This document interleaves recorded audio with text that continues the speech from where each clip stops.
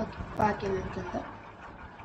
ఈ రోజునైతే మేము ఒక యూత్ మీటింగ్ వెళ్ళడం జరిగింది. ఆ మీటింగ్‌లో ఏదైతే వాక్యం చెప్పి ఉన్నారో అది నేను మీతో షేర్ చేసుకోవాలనుకుంటున్నాను.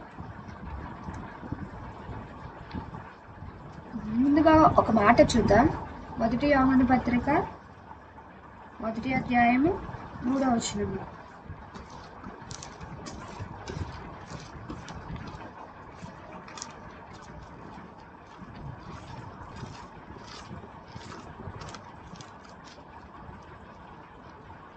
వచనంలో చూసినట్లయితే, మాతో కూడా మీకును సహవాసం కలుగునట్లు మేము చూచిన దానిని వినిన దానిని మీకును తెలియజేయుచున్నాము.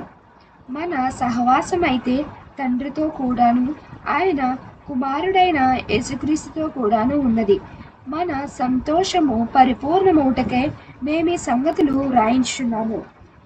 ఈ వచనంలో చూసినట్లయితే మనము వినిన దానిని చూసిన దాన్ని ఏదైతే ఉందో దేవుని గురించిన వార్త అది ఇతరులకు షేర్ చేసుకోవాలంట. అది ఎంత చిన్న విషయమైనా కానీ ఎంత పెద్ద విషయమైనా కానీ మనము ఏ స్వభావం కలిగిన వారుగా ఉండాలి, ఇతరులకు దాన్ని షేర్ చేసుకునే స్వభావం కలిగి ఉండాలి. ఇతరులకు దేవుని సువార్త చెప్పే స్వభావం గలవారుగా ఉండాలి.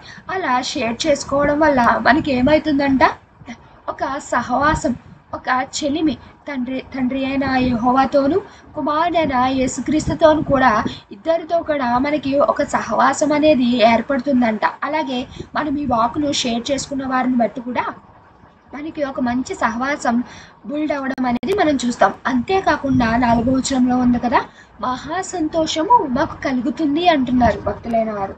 మనము దేవుని వార్త షేర్ చేసుకోవడం వల్ల మనం చేసుకున్న వార్తను బట్టి వాళ్ళు కూడా మారు మనసు పొంది వాళ్ళలో కూడా ఒక మార్పు రావడం వల్ల మనకి ఏం కలుగుతుందంట, మహా సంతోషము. అది నార్మల్ హ్యాపీనెస్ కాదు, చాలా హ్యాపీనెస్ అంట.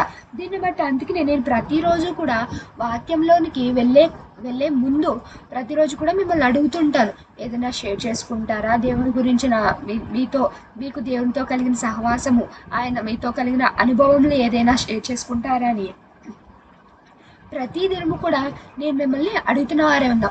ఒక ఇంత చిన్న విషయమే కదా ఇది కూడా షేర్ చేసుకోవాలా అని మీరు ఏమాత్రము కూడా మొహమాట పడకూడదు. అది ఎంత చిన్నదైనా కానీ, ఎంత మైన్యూట్ థింగ్ అయినా కానీ అది మనం దేవుణ్ణి మహిమపరుస్తూ 10 మందితో షేర్ చేసుకునే వారుగా ఉండాలని దేవుడు ఈ వాక్యం ద్వారా మనకు సెలవిస్తున్నాడు. అయితే వాక్యంలోనికి వెళ్దాం. మనము ఈరోజు ఇండిపెండెన్స్ డే కదా. ఇండిపెండెన్స్ డే అనగా స్వాతంత్ర దినోత్సవం. మనము బ్రిటిష్ వారి యొక్క పరిపాలన నుంచి విడుదల పొందిన సందర్భంలో మనము ఈ యొక్క ఇండిపెండెన్స్ డే సెలబ్రేషన్స్ అనేవి ప్రతి ఇయర్ కూడా ఒక ఇండిపెండెన్స్ బర్త్డే సెలబ్రేషన్స్గా సెలబ్రేట్ చేసుకుంటూ వస్తున్నాము. అయితే క్రైస్తవ జీవితంలో మానవులైన వారు కూడా దేవుడు పాపము నుంచి స్వాతంత్రమును ఇచ్చిన వారుగా ఉన్నారు. అయితే ఈ స్వాతంత్రమును మనము నిత్యముగా అనుభవిస్తున్నామా అంటే లేదు. ఆయన ఇచ్చిన స్వాతంత్రమును మరలా మనము అస్వాతంత్రులు గలవారుగా చేసేసుకుంటున్నాం. ఆయన మనకి ఇచ్చిన ఫ్రీడమ్ని పోగొట్టుకుంటూ మళ్ళా పాపంలో పడిపోతున్నాం. అసలు దేవుడు మనకి పాపము నుంచి విముక్తినిచ్చాడు కదా, పాపము నుంచి స్వాతంత్రమునిచ్చారు కదా. అసలు ఈ పాపం అనేది ఎక్కడ మొదలైంది అని మనం చూసినట్లయితే ఆదికాండము 3వ అధ్యాయంలో స్టార్ట్ అయింది.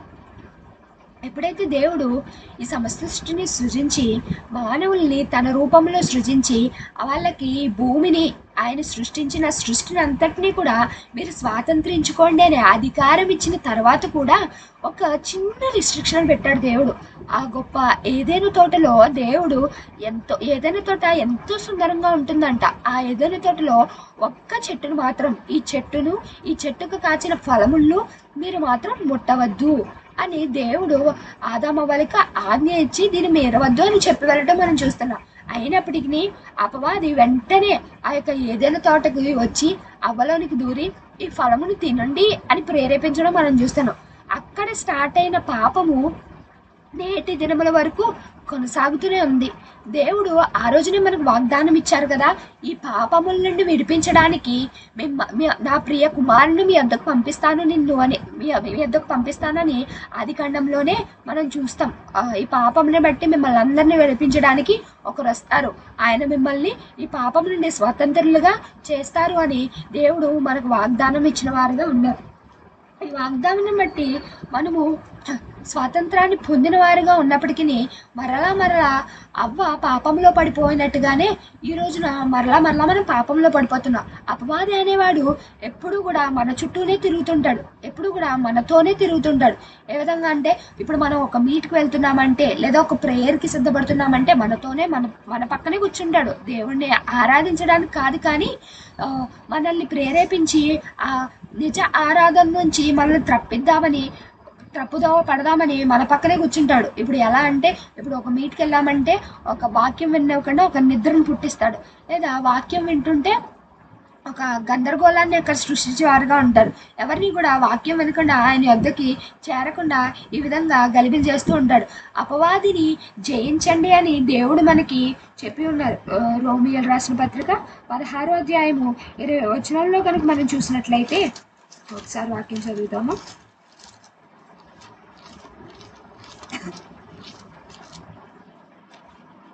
రోమపత్రిక 16వ అధ్యాయము 20వ వచనం.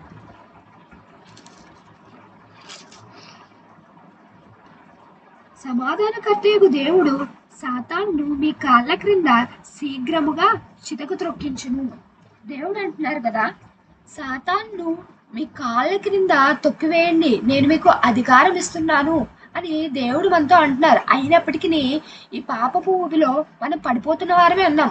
అపవాది దేవుడు వెళ్ళంగానే అవ్వయొద్దకు వచ్చి, ఇదిగో ఈ ఫలం తిను, ఏం కాదు నీకు, ఇది ఎంతో మధురంగా ఉంటుంది, చూడ్డానికి ఎంత అందంగా ఉందంటే తింటే నువ్వు దాన్ని టేస్ట్ చేస్తే ఇంకెంత టేస్ట్ ఫీల్ అవుతావో, నువ్వు ఇంకెంత హ్యాపీ ఫీల్ అవుతావో అని ప్రేరేపించి దాన్ని తినిపించడం మనం చూస్తున్నాం. అవ్వ మాత్రమే తినకుండా దాన్ని ఆదాముకు కూడా ఇచ్చి ఆదామును కూడా పాపంలో పడిపోయినట్లు చేసినట్లుగా మనం చూస్తున్నాం.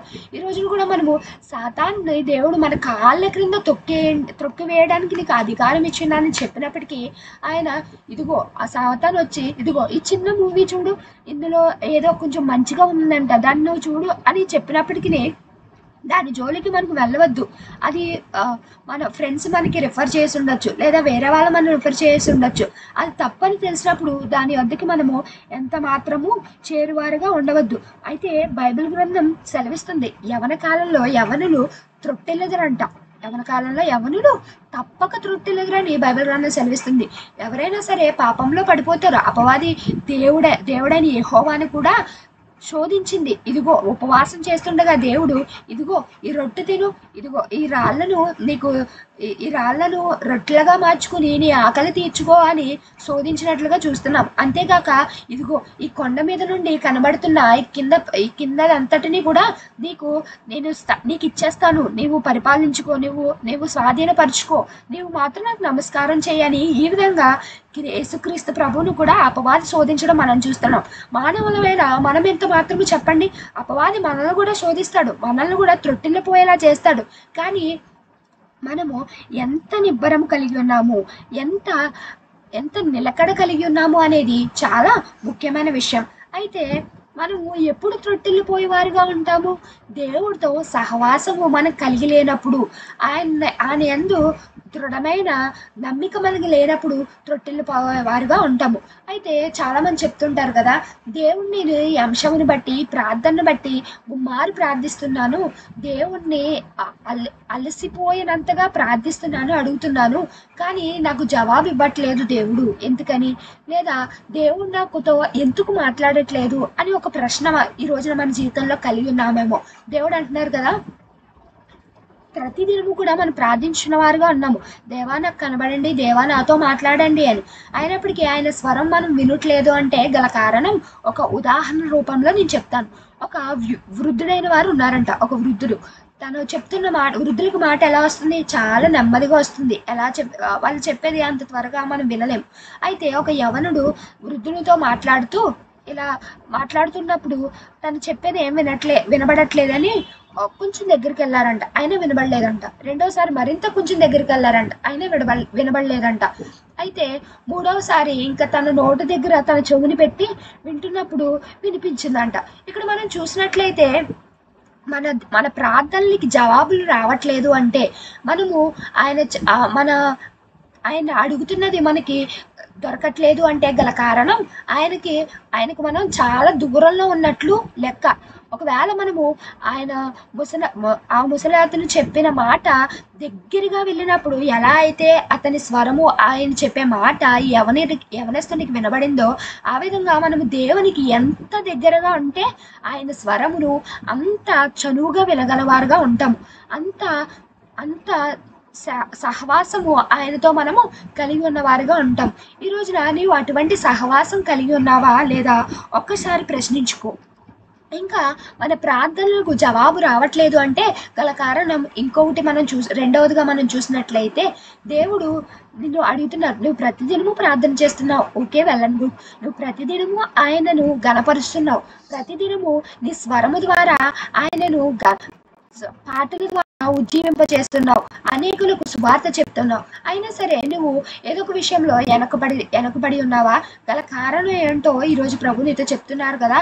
దేవుడు నీకేదో ఖచ్చితంగా ఒక విషయం చెప్తున్నారు, ఇదిగో నీవు దీన్ని సంపూర్తిగా విడిచిపెట్టు, నీవు దీన్ని సంపూర్తిగా నేను విసర్జిస్తున్నాను అని నువ్వు దేవుని యందు వాగ్దానం చేసుకో. అప్పుడు నువ్వు దాని పట్ల గొప్ప మేలును చూస్తావని దేవుడు అంటున్నారు.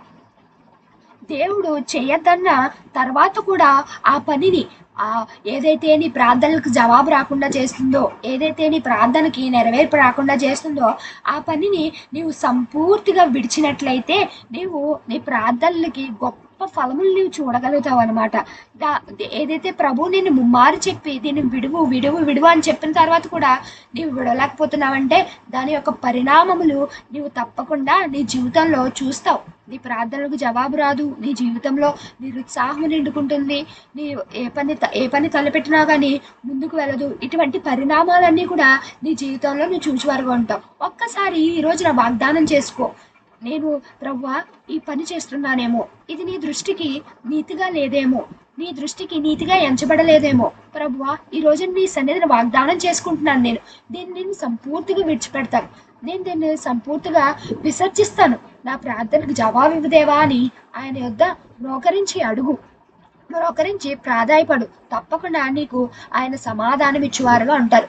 ఈ రోజున మందిరంలో ఈ వాక్యం విన్నప్పుడు నేను కూడా వాగ్దానం చేసుకున్నాను, దేవా ఈ విషయమునందు నేను సంపూర్తిగా దీన్ని విడుస్తానే అని వాగ్దానం చేసుకుంటున్నాను దేవా. ఇంకా మరొక మారు నా జీవితంలో దాని జోలికి నేను పోను, దాని వద్దకు నేను పోను అని వాగ్దానం చేసుకుని ఇంటికి వచ్చిన వారుగా ఉన్నాం.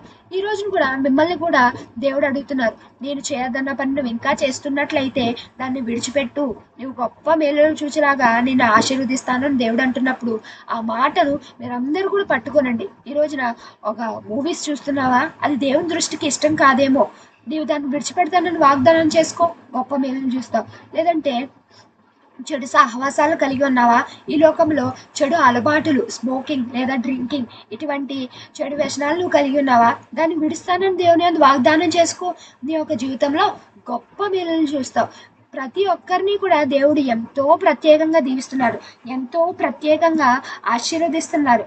ఆయన ప్రతి ఒక్కరిని కూడా తన అరచేతుల్లో చెక్కుకొని ఏ అపాయము రాకుండా తన అరచేతుల నుండి కప్పి నిన్ను కాపాడుతున్నారు. ఆయన కునికడు నిద్రపోడు, నిన్ను ఎడబడక ప్రేమిస్తున్నాడు, ఎడదెక్క నిన్ను దీవించబోతున్నాడు. ఈ విధంగా దేవుడు నీతో మాట్లాడిన రీతిని నువ్వు గ్రహించు. ఆయన ఏదైతే నిన్ను విడవమంటున్నారో దాన్ని విడిచిపెట్టి ఆయన సన్నిధి యందు విరిగి నలిగిన హృదయంతో నీ ప్రార్థన విన్నపములు ఆయన ఎద్దకు చేర్చు, తప్పక నీకు సమాధానం కలుగుతుంది. అయితే ఈ విషయమును బట్టి మరొక 7 విషయములు ఉన్నాయి. దేవుని యందు ఎలా ప్రార్థించాలి, ఆయన యందు ఎటువంటి సహవాసం మనం కలిగి ఉంటే మన ప్రార్థనలకు నెరవేర్పులు అనుగ్రహింపబడతాయి అనే 7 విషయములు మనము రేపటి దినం వీటిలో ధ్యానించుకుందాం.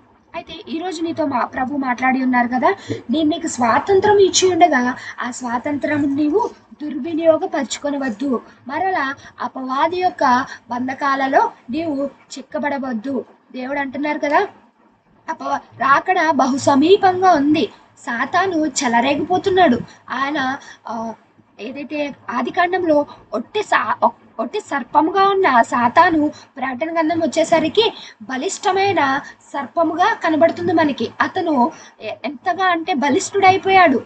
మనుషుల్ని దేవుని యొద్ద నుంచి పడగొడుతూ తన సైన్యాన్ని అంతా కూడా వృద్ధి చేసేసుకుంటున్నాడు. ఈ రోజున మనము ప్రశ్నించుకుందాం, ఏ యొక్క సైన్యంలో మనం ఉన్నాం? దేవుడని యెహోవా సైన్యంలో ఉన్నామా, లేదా అపవాది యొక్క సైన్యంలో ఉన్నామా? ఒకసారి జ్ఞాపకం చేసుకుందాం. తండ్రి దైవజన లావదాసాయి గారు ప్రతి ఆరాధనలో మనం ప్రతిదిన ఆదివారపు ఆరాధనలో ఒక మాట మనం ధ్యానించుకుంటాం. అదేంటంటే, సాతాను యొక్క అనుచరులు ఆయన రెండవ రాకడలో ఎత్తబడలేక పాపం నరకంలో పడవేయబడుతున్నారంట. నరకంలో పడవేయబడినప్పుడు సాతాన్ని ఫాలో అయ్యే ప్రతి ఒక్కరు కూడా ఈ లోకంలో తిరుగుతూ ఈ లోక ప్రేమలను అనుసరిస్తూ ఈ లోకంలో వ్యర్థంగా తిరుగుతున్న వాళ్ళందరూ కూడా సాతాను యొక్క సైన్యంలోనికి వారందరూ కూడా నరకంలో పడిపోతున్నారంట. ఆ నరకంలో ఎలా ఉంటుందంటే, ప్రకటన సెలవిస్తుంది కదా మనకి, అక్కడ అగ్ని ఆరదు, పురుగు చావదు, అంత దారుణమైన కఠిన శ్రమలు ఉంటాయంట. అటువంటి నరకములో పడిపోకుండానట్లుగా దేవుడు మనకు ముందే స్వాతంత్రం ఇచ్చి ఉన్నారు. నీవు దాని జోలికి వెళ్ళొద్దు. నీ పాపముల నుండి, నీ యొక్క ఇబ్బందుల నుండి, నీ శ్రమల నుండి అంతటినీ కూడా నేను విడిపించేసాను. నా రక్తం ఇచ్చి నిన్ను విడుదలనిచ్చాను. నీకు నా రక్తం ఇచ్చి, నా ప్రాణమునిచ్చి నీకు స్వాతంత్రం నేను ఇచ్చాను. ఆ స్వాతంత్రం నీవు సద్వినియోగపరుచుకో అని దేవుడు ఈరోజు మనతో మాట్లాడిన రీతిగా మనమందరం కూడా ఆ స్వాతంత్రాన్ని అనుభవించే కృప, దీవెన దేవాది దేవుడు మనెల్లరికీ అనుగ్రహించును గాక. ఆమేన్.